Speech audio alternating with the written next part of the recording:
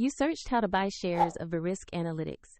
Verisk is a data analytics and risk assessment company listed on NASDAQ under the ticker VRSK. This video is for educational purposes only and does not provide financial advice.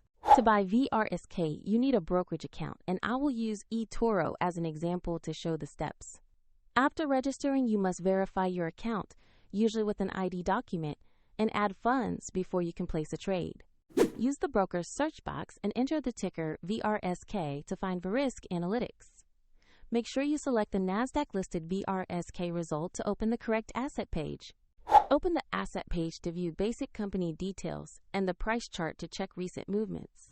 Confirm the name Verisk Analytics and the ticker VRSK so you are on the correct stock page. Click Trade or Buy, enter the amount you want to invest, review the order details, and confirm the purchase.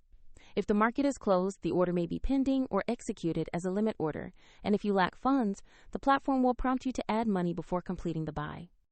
Your new position will appear in your portfolio once the trade executes. Find the eToro link in the video description to follow the example.